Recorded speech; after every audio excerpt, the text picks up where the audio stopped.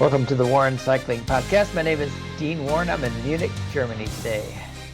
And I'm Randy Warren, and I'm in Asheville, North Carolina. And it's the day before the start of the Tour de France. We're going to be maybe a little more excited than normal today because it's the biggest race of the year. It's like everything that all the riders aspire to because it's the race that the whole public knows. So yeah, it's huge. Right. It's the one that your neighbors will talk about, and yeah. And so the Netflix, did you watch the Unchained Netflix thing at all? I tried to start. It looked like I had watched an episode, or somebody's using my account to watch an episode.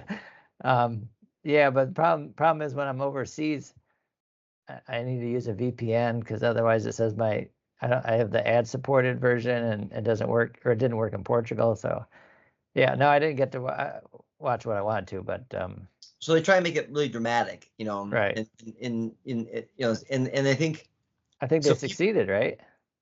Yeah, I mean, I guess so. Make it It's weird dramatic. from a cyclist perspective because the cyclist finds the drama in the racing, and not necessarily in the personalities. Necessarily.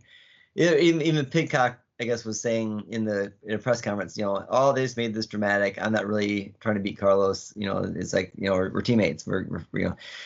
But my point is that, like, your neighbors and stuff, they probably love the Netflix one because people love the drama and stuff too. Sure. And when they watch the race, their perspective is different, I think, too, than ours is as cyclists. How we watch the Tour in general, but it's great that they're watching it. I love it. But if they had the Netflix series during the '86 Tour de France with Le Mans and Eno, or the 89 7 Stephen Roche. Oh yeah, 89 too. Yeah. That one I was reading about. You talked about it more.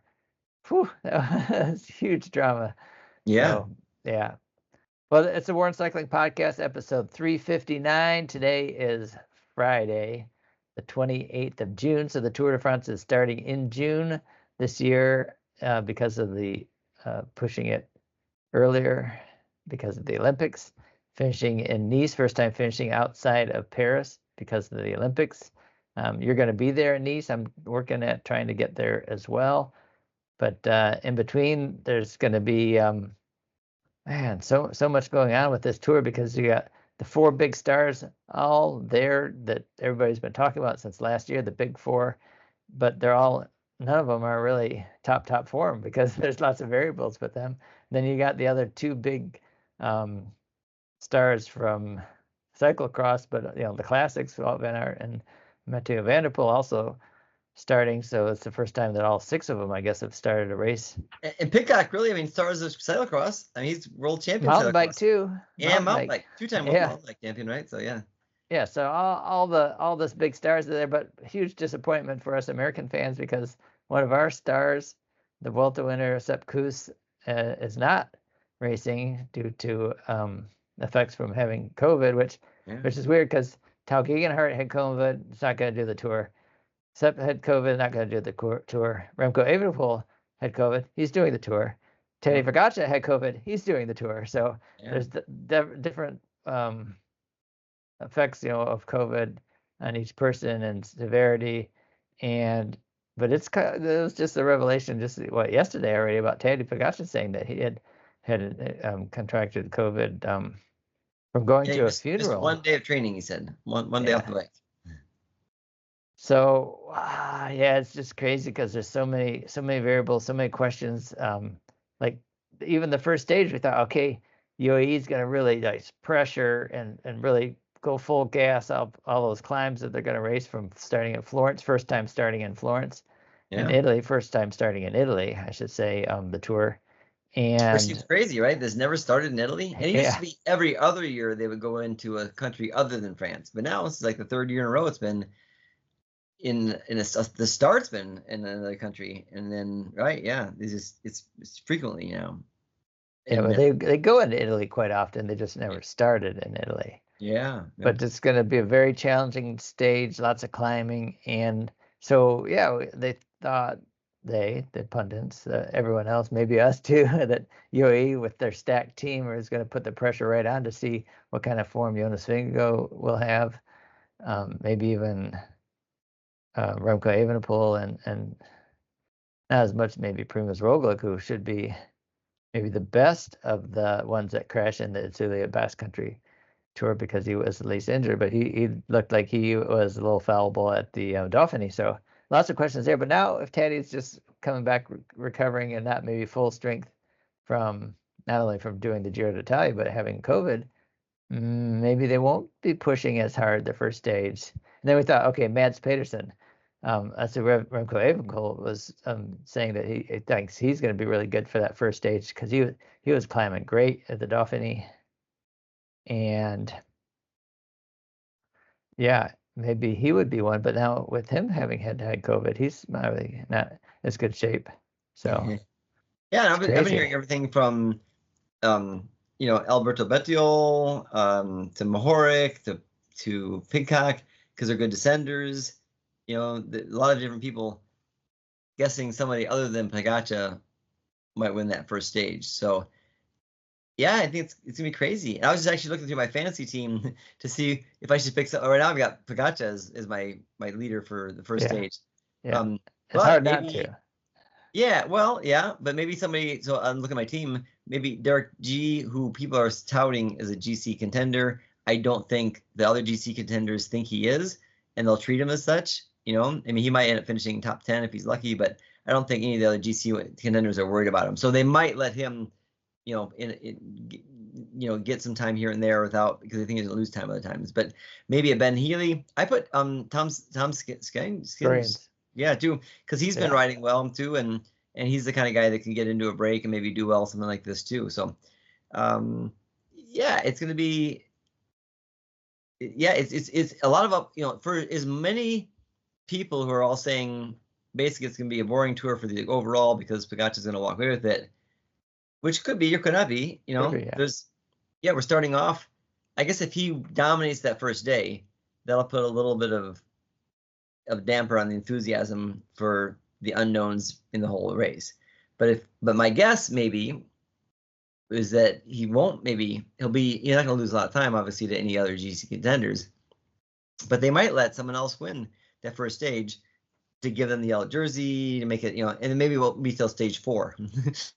He takes over the yellow jersey, instead of stage 2 like it was earlier. But yeah, I don't know. It's gonna be it's hopefully it's a super exciting race. That's what we really like to see. Yeah, for sure. Yeah, so that's just stage 1. It's going to be a lot of excitement right away from the first stage. Stage 2 and 3 could be a sprint. I mean, the whole tour until Mark Cavendish, if Mark Cavendish gets the win, every possible sprint stage is going to be exciting just for that fact. That Mark Cavendish. Stage 3, I think, but stage 2 seems too hard. I think. 2 probably, yeah. Maybe like a hard person sprint, like a Arnaud Lee, Mads Pedersen. Arnaud Lee, man, he's on good form. He beat Tim Miller, didn't he? Or no, he beat Jasper Philipsen. But he beat everyone. He beat everyone.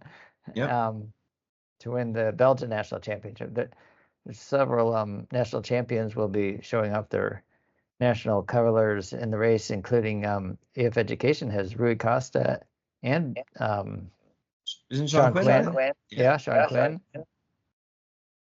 And I think we talked about this last week, but I've got one of my leagues with Belgian Waffle Ride. It's a league where you have to have a fantasy league where you have to have 20 riders, and then you rotate eight in at a time. And I have Ben Healy, Nielsen Paulus, Stefan Messenger, and Alberto Bettiol. All 4 of those guys on that team that can rotate in, because I think they're all legitimate stage winners. Bettiol, he's on great form. He won the Italian national championship.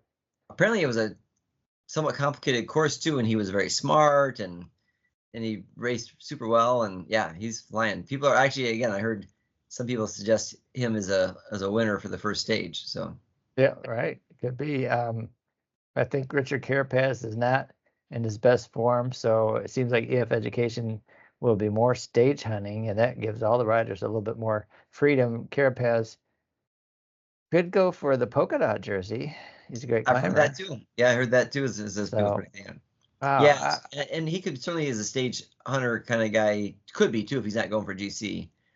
He'd have to lose time at something to be able to both get the polka dot or for them to let him get off. In his for a former Giro d'Italia winner, they're not gonna Right. give him Which like he won five. because he got away. Yeah, And they're that, not gonna let him get 5-minute lead because he's the kind of guy that can hold on to it. sure. What do you think about Matteo Jorgensen? Apparently, everybody in Europe is saying Jorgensen, and they've been told that it's not Jorgensen, it's the hard G. Jorgensen, yeah. Yeah. But so he keep hearing that European announcers correct themselves. So you told that. But I've heard everything from stage hunter to, I mean, certainly white jersey, is a contender, but even podium contender. People are saying even a podium contender for him. So Yeah, there's so many questions that are just wide open. I mean, because we don't know how good Jonas Vingegaard will go, no. and if he can just hang around towards the beginning where he might not be in his top form, but his form could build to the end where it's going to be very difficult, and then the time trial, which last year he just was so good in the Tour time trial, and then Teddy Pogacar, it's still the question. He could be flying at the beginning, and then maybe he could run out of gas because of fatigue from the Giro, and anything can happen in the races, of course, too. But yeah, Yeah, and if he did have, so so he did have COVID, yet excuse me, he thinks you're required, you would bounce back real fast. And I'm just thinking about my own, and he said even in the quotes I was saying that, he had, once you had COVID, you bounce back faster and da da da da. And as you mentioned earlier, several people who had COVID also aren't bouncing back fast enough to be ready to race. But when I had COVID last fall, I felt like most times I had it, I thought I bounced back really quickly. And the first time I went into a camp right away and rode super hard in that camp and was just never turned back. And last time I had it, again, I bounced back real fast, and I think I went to the Grand Final Nationals and was racing really well and flatted during a time segment, so I didn't win. But still, I raced really well. But then when I went to Italy, I caught another virus, and so maybe because of the COVID, I was more susceptible to that other virus. So maybe Tade starts off thinking I'm fully recovered, flies through this first week, gets the yellow jersey, and then he's more susceptible to getting something else because he is going to be under a lot of stress, even if he takes this relatively relaxed and stuff and flies. It's still a very stressful situation in all cases. So maybe he gets sick the last week or something too, and doesn't run out of gas. His fitness is fine, but he just gets another virus or something too. It seems like a lot could happen. Yeah, there is a lot. But your question was about Matteo Jorgensen, whether he's a potential stage winner, podium contender. Yeah, it's all possible, which is fun to find out too. And I just saw that Van Aert says he's in the worst shape at the beginning of the Tour. But I don't know how much of any tour he's ever come into. Yeah. Yeah. So I don't know how much the riders all seem to be downplaying their chances. They don't want to put the extra pressure. So there's a comic strip by Jeff Mallett, Fraz, Frazz, Jeff is a I don't know, something cyclist. He's a cyclist, triathlete, swimmer. But anyway, he one time has this comic that I oftentimes include on some of my flyers, internal use only team. So no, I'm not violating copyright law, I don't think. But it shows a guy showing up into a group ride, and he's like, oh yeah, I've been sick, I didn't sleep well last night, and my girlfriend left me, and I got a hangnail, and then another guy leaves, and they go, where are you going? I'm going to go get my race wheels. Because the guy who's downplaying so much, he's doing so much because he's in such great shape, he's got to ride everybody's wheels off. Yes, so it seems like you're right. Same thing happens with this too. Everybody's like, oh no, I'm not in such good shape, except for Tade. Everybody's saying, yeah, I can't do this very well, I've been sick. Of course, even Tade said I had COVID, so, and he kind of slipped that into a news conference the other day. So yeah, I think there's a ton of pressure anyway. Do you think, I mean, we already talked about the first stage a little bit, possible winners. Do you think, though, at the Giro, we didn't really see Jonathan Navarez being in such great form, but there's going to be lots of riders that are coming in their best form. So there could be easily another surprise of, oh, wow, I didn't see him being in such great shape. I mean, Decathlon, Âge du Jour Le Mondial, they've got the French national champion, Le Pierre. Yeah. And he's a quick finisher. I mean, it's probably going to be a smaller group, so you got someone that can finish fast out of a small group will probably win the first stage. But it could be more than we think because the climbs, there's a lot of climbs, but I don't think they're the real difficult climbs. I guess it depends on how they race it. So Yeah, and there are a lot of climbs, and I've heard people saying that even if UAE isn't going to go for the win, they're going to whittle it down and make it hard for people. yeah, I mean, the biggest thing I just hope there's not big crashes. So because Yeah, there's so much nervousness at the beginning, this is a kind of a stage that could thin it out eventually, but there's going to be a lot of teams telling the riders they need to be, up front at the critical places, and they all don't fit up front. So exactly. Yeah, I mean, it makes it almost impossible it makes it more dangerous for sure. And that's what people say sometimes with the radios. It makes it more challenging for teams because everybody knows they need to be up front in these crucial situations, but when they keep hearing it over and over and over in their ears, then they maybe put more pressure on themselves, and then it does make it more dangerous because you've got a lot of people fighting for a limited amount of space. sure. Well, we just said a little bit on the sprint stages because Art Cavendish is going for the record-beating 35th stage to beat Eddie Merckx's record. And I was just thinking about it again the other day about how when he was with the Ducanic or Quick Step version of the team, when he had tied the record with that amazing tour a couple of years ago, and then I started getting more conspiracy thought process because it's a Belgian team and Belgium loves their Eddie Merckx, and that they maybe didn't put as much effort. I mean, because they didn't even send him back to the tour again, and he ended up leaving. Whether there was any influence of that, a Belgian team not wanting to break the all-time great Eddie Merckx record. So I don't know, but it's going to be difficult. King Eddie, so yeah. Yeah. It's going to be difficult for him. Yeah, I mean, although but it's possible. It's certainly possible, and everybody keeps saying discount him at your own peril because he's oftentimes put egg on people's faces when they said that they don't think he can do something. He oftentimes does it. But I've been listening to lots of stuff before the tour, and a lot of people are saying like last year the team was hastily assembled to give him this chance at this. He didn't really have the resources that he has this year. He didn't have Mark Renshaw kind of running the program in terms of getting a good lead out team and assembling all the lead out people he needs. And no disrespect to the team he had last year, but now they've assembled a couple of their people that are better lead outs for Mark Cavendish, and so they think that everything is more likely to be in place this year than they said last year. And he has won a couple stages. I mean, Tour of Colombia and Tour of Hungary, so not like huge stages, but he has crossed the line first. And so, yeah, they're not trying to discount him necessarily. I just saw a video of like I don't know, 75 kilogram rider versus a 65 or maybe smaller, both doing 1300 watts, and how the smaller rider went ahead of the bigger rider. Well, smaller mass and stuff too. I used to question the aerodynamic benefits of sprinting in a more aero position and stuff too. And then I saw a couple studies that showed, like, because Caleb Ewing always starts to go real low and stuff like that in the sprints, and you're like, it seems like it's awkward, and you may not be able to generate as much power. Yeah. Power, right? Yeah, but if you can generate as much power and you can be more aero, the aero gains are pretty significant. So a smaller rider, 65 or 75 kilograms, something like that, would be, theoretically more aero and pushing a lot less air. And yeah, I mean, they think they could be even on a flat stage, flat finish. Sure. Well, that's Remco Evenepoel is so aero in his time trialing, which I think is a huge advantage of why he's such a good time trialer. So kind of like Levi Leipheimer a little bit. Levi was always, like hugging his frame because he's kind of a short guy too.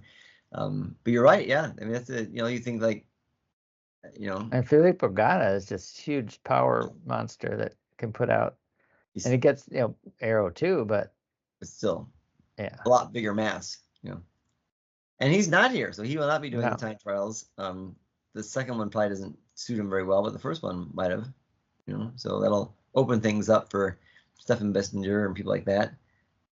Is Kung doing it? Is he on FJ? Yeah, FJ's team? I should look and see. Yeah, I don't remember seeing his name. I mean, we were just looking at a little bit of the results of other races going on. We saw Julian Alaphilippe won a race in Slovakia, and it's just crazy to think that he's not at the Tour, being a Frenchman. But again, he's racing. Well, he's kind of gotten out of favor with Patrick Lefevre anyway. Yeah.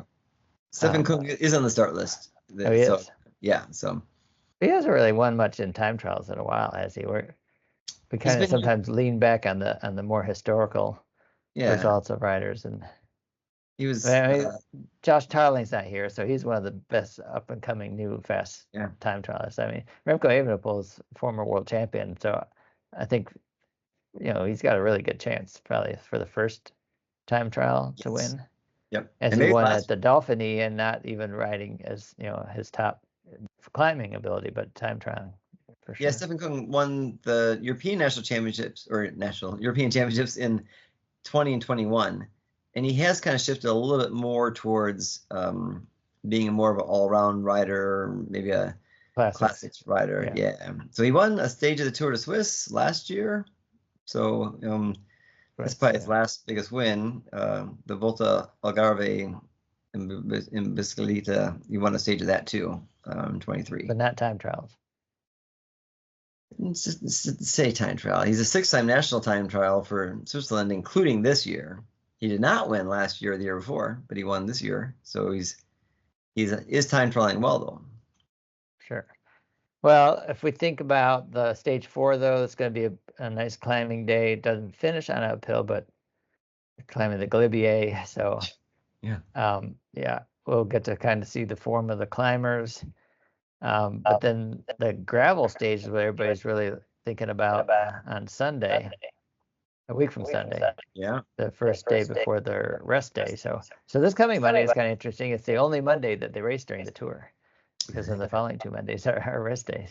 Yeah, which is frequently the case. But it's it'd be interesting to see. I mean, a lot of stages are going to be interesting and also too, it adds a little more to anticipation to the sprints because of Mark Cavendish, of course, too, and then also too the fact that Arnaud de Lee, won the sprint in the Belgian National Championships too. That maybe Jasper Philipsen last year seemed like he was almost untouchable until the final stage in Paris. So I think until it sorts out after you have maybe 2 or 3 sprint stages, because after one stage you're not sure, is that person really dominant, or is that just worked out for their favor that time too. So I think there's quite a bit of anticipation, throughout the whole race for every stage almost, because. And the last sprint stage, though, would be stage 16. So unless you're in competition for the green points jersey, right?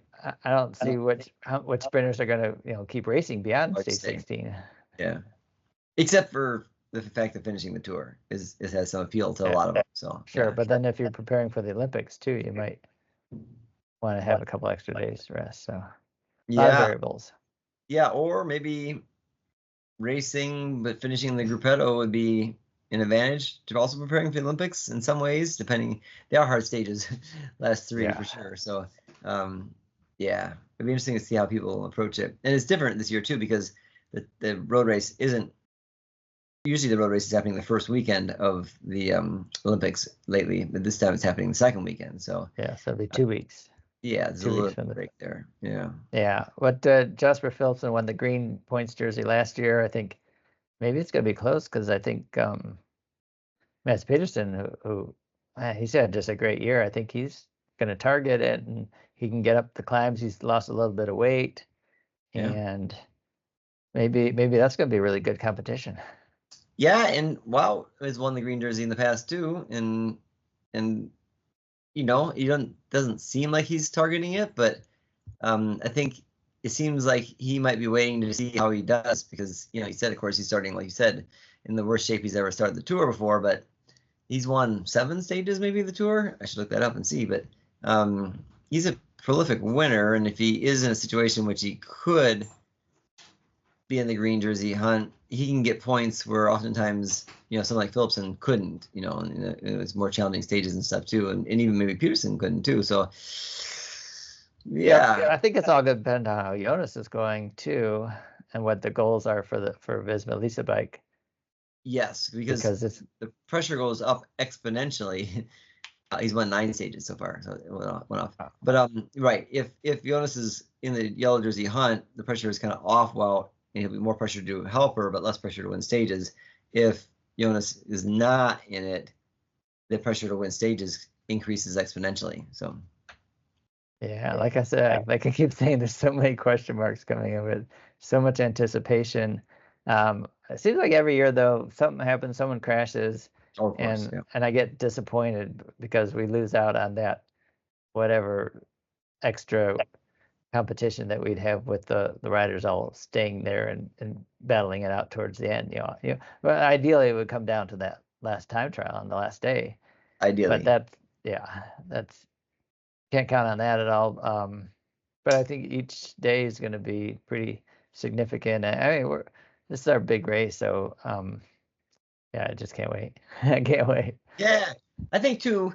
I mean, even if Pogacar's way up, 5-minute lead or 10-minute lead like he did in the Giro, almost. Then all of a sudden it becomes, well, what can the second? Is the podium still for grabs? Which it certainly could be.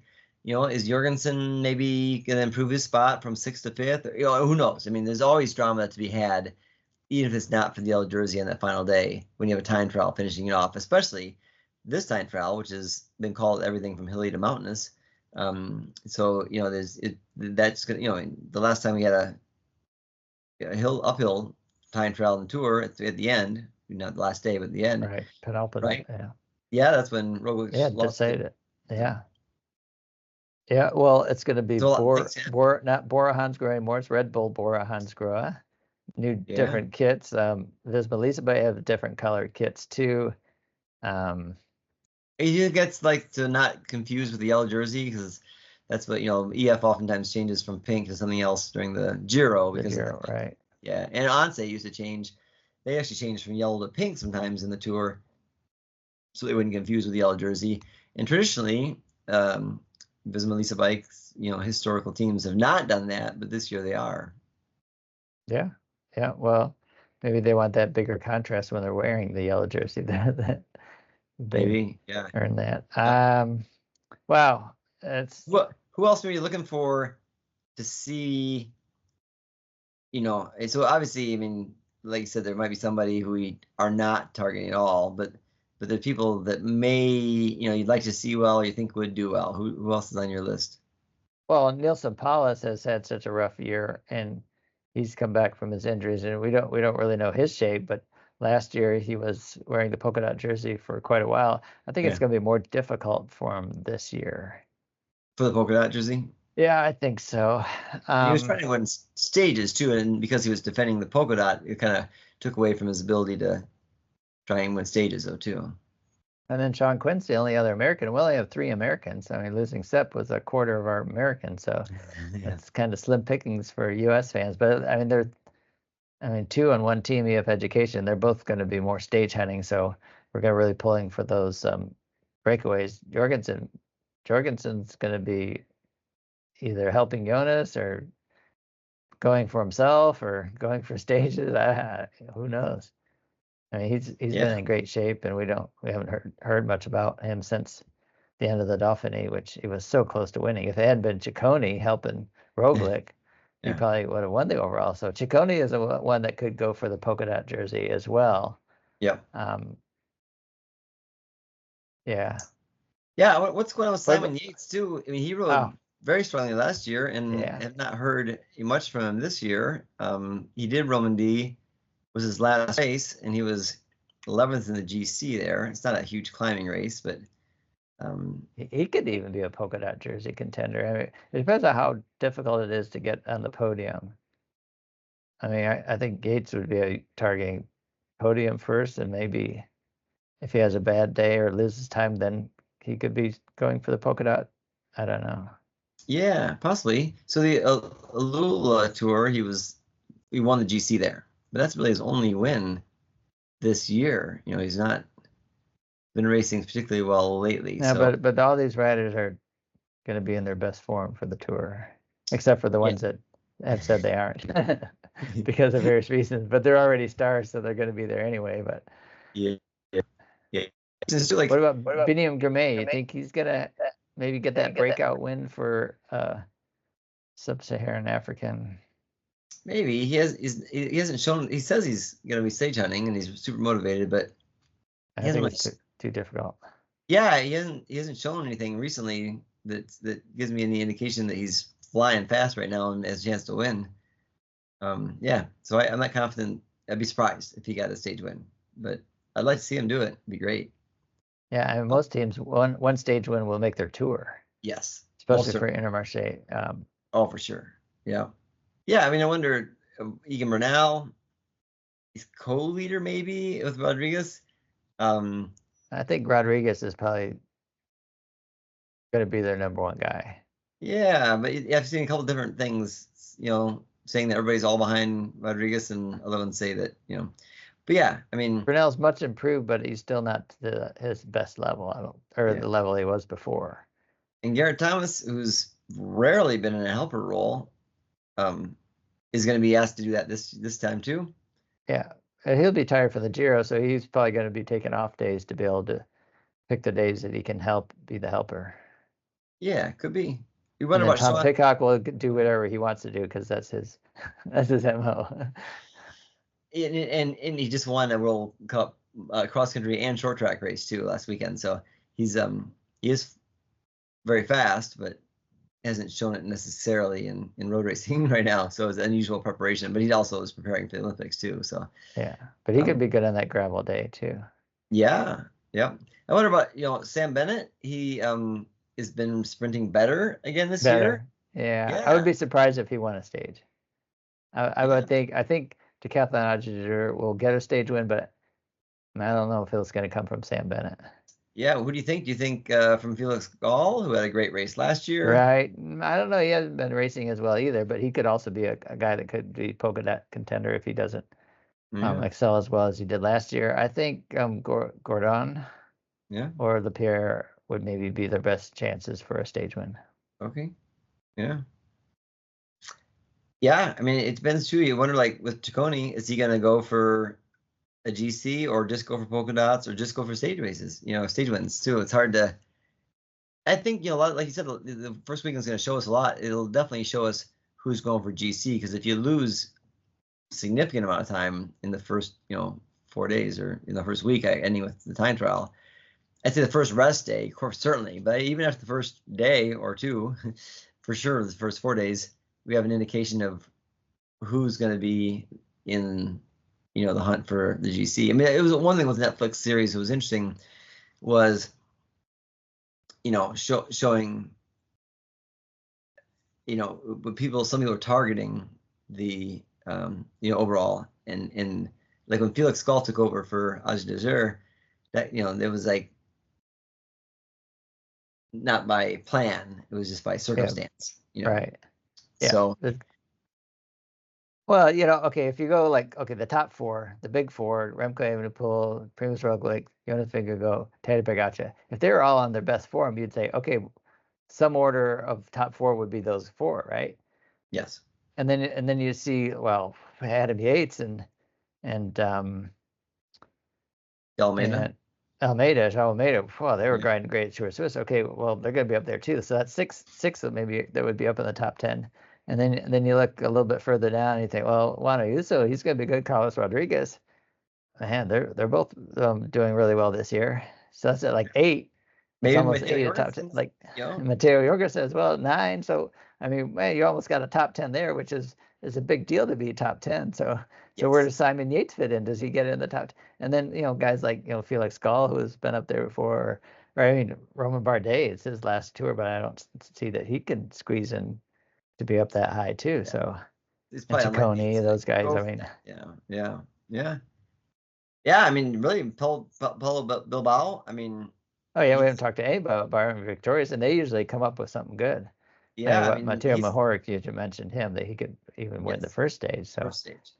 And Bilbao, you think is to win a mountain stage certainly could happen. but probably not a GC person. But you never know. Fred Wright certainly could win a stage, for Bahrain. I mean, he's been doing it. Walpole's maybe. Santiago Butago, is he racing? Yeah. Yep.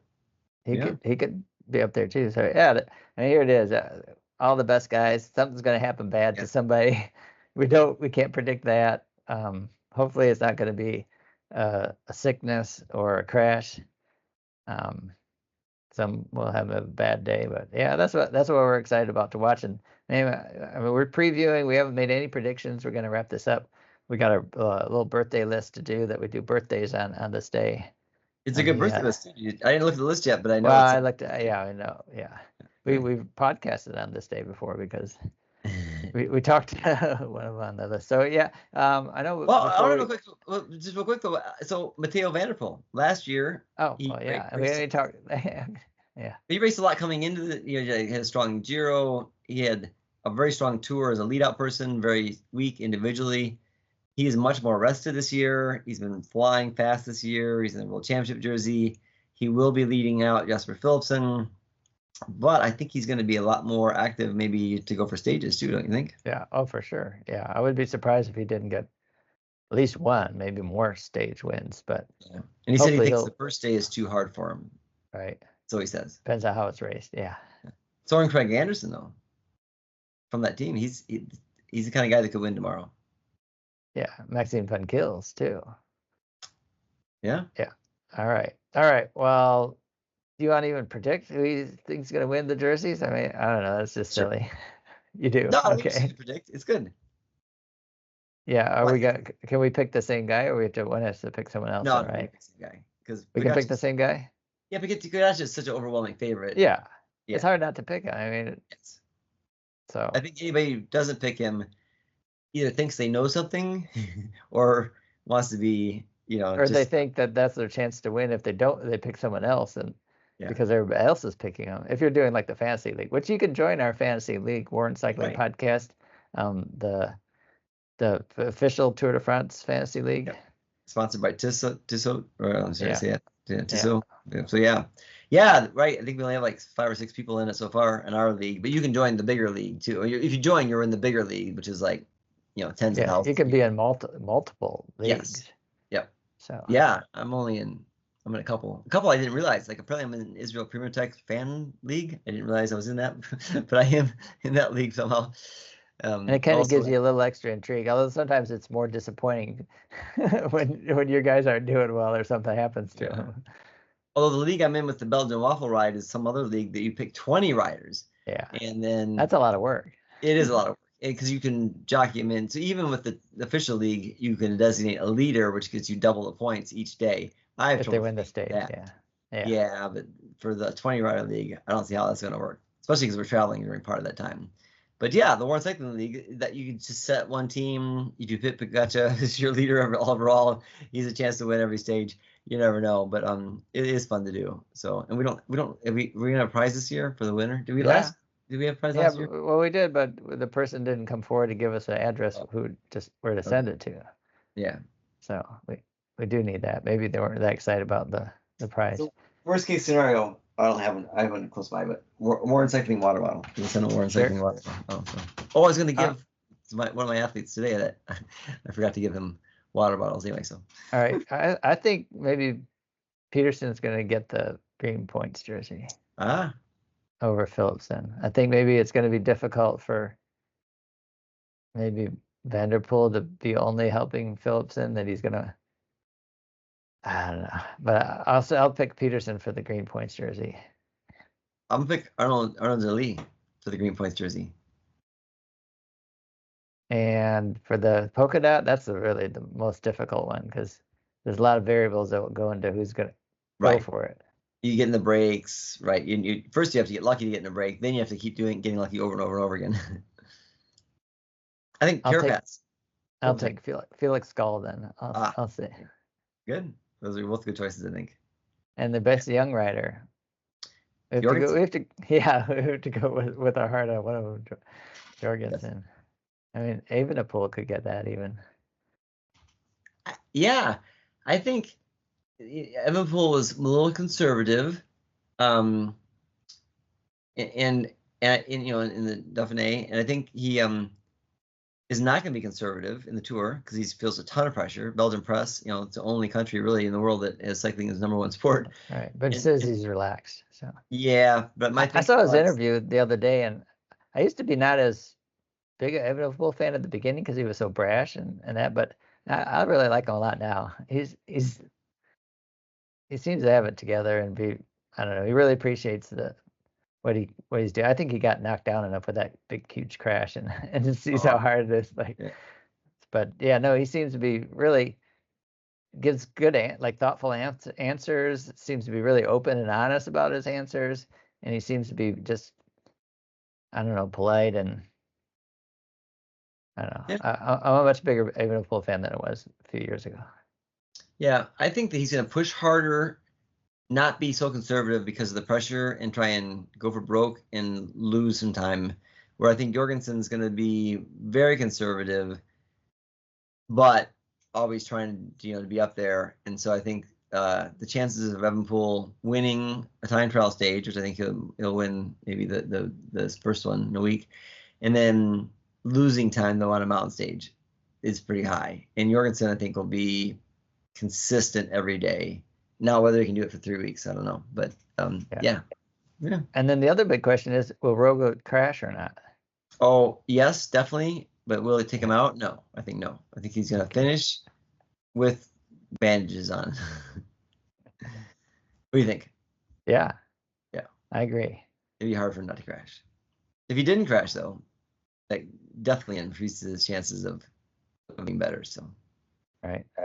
Just say because he's crashed so often that you think that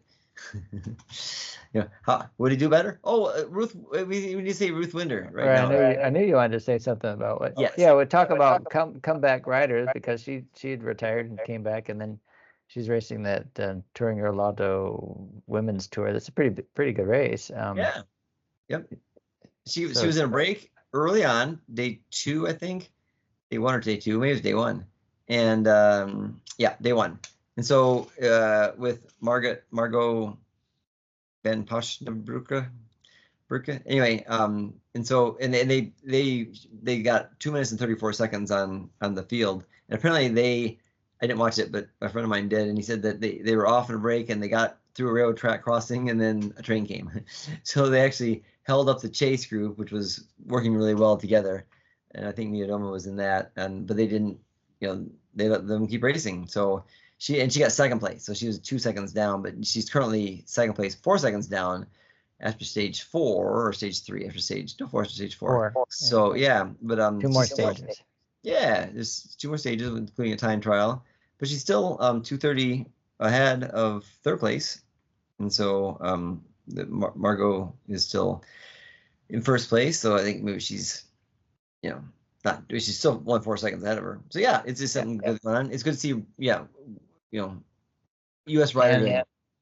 Yeah, and talk about, I mean, she came back after retiring, but Anna Vandenbergen, you saw she's going to come back too, right?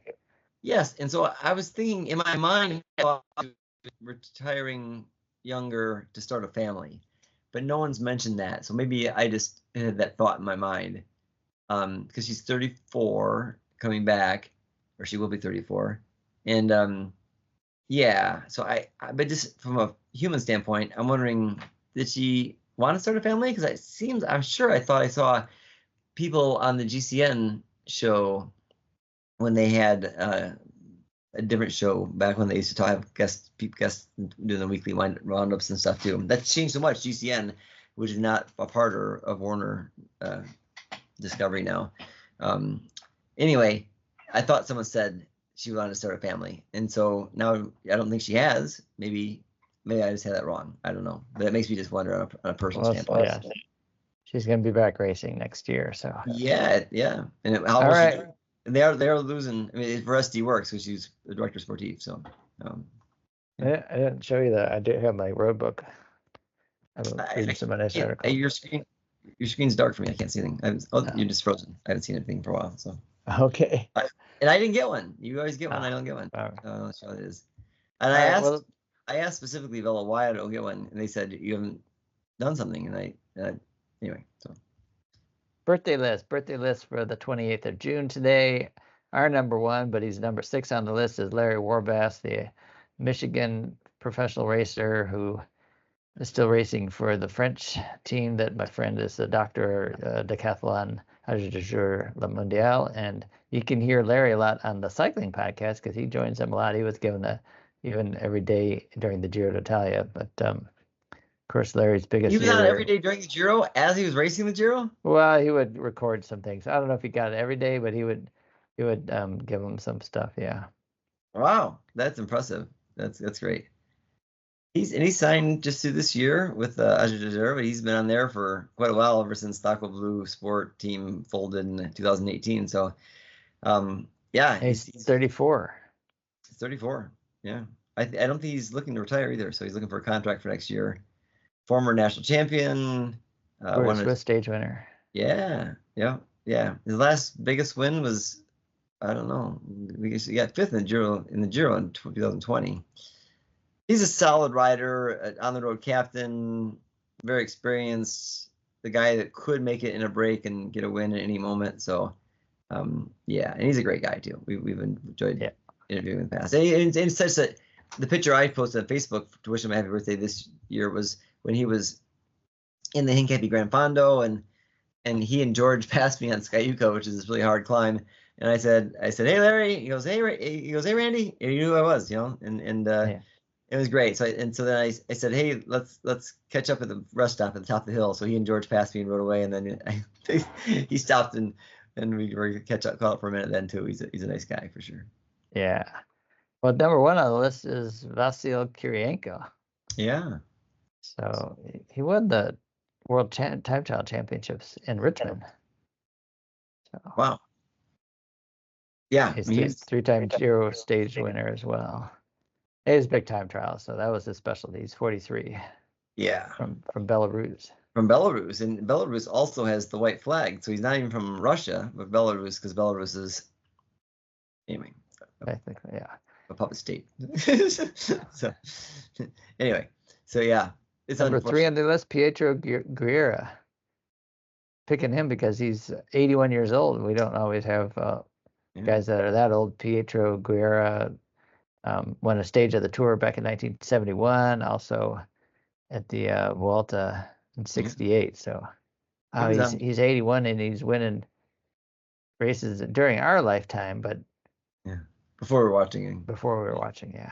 Yeah, he was on Bianchi Campanello too, famous team for the last 2 years. Most of his wins came with Salvarani, the team I'm not so familiar with. So sure. Probably an Italian team. All right, Jake Wells' birthday. He's 46 today, another American. Yep.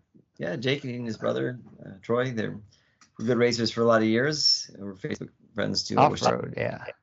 Yeah, well, they raced the road too. They raced. Yeah, but they did a lot of success on probably off-road. Yes. Yeah. I'll try real quick remember the teams. They rode the same team for a while. They were from Santa Cruz, I think, too. So they raced collegiate. So, yeah, they were collegiate racers at one point in time. Nicole Wengsgaard, it's her birthday today, 52. And I think that's most of the Americans that I found on my list here. Yeah, I think so too. Yeah, sometimes when you get down to the people that have been in UCI races but not score points, you get more people there, but I don't see anybody else either. So. All right, well, you got to go. You got things to do. Yeah. I got to go to get to bed because tomorrow morning's Tour de France Day. Yes. Yeah. I'm gonna take. How are you gonna watch? I mean, we can watch on Peacock because you can just get 1 month for Peacock for a small fee if you want to watch the Peacock coverage. I'm pretty sure I can watch it on Flow. You can't. So I'll do that. And tomorrow morning, normally I go on a big ride, but I'm on a rest week, kind of. Got shifted around a little bit, but yeah. So and my wife has to work tomorrow, Carrie. So I'm gonna take Maddie to Taekwondo, which is like at 10 or something like that, 10:20 during the time that the tour's on. So instead of doing work like I normally would do during that time period, I'm just gonna bring the laptop. They have good Wi-Fi there, and earbuds. All right. Watch the racing there too. So it'll be exciting. All right. Yeah, looking forward to catching up with you on what's going on, all these questions we have about what's going to happen, and Hope you enjoy and get to watch as much too, and we'll all get back together soon. Yeah. Thanks, Dean. All right, thanks, Randy. Bye now. Bye now.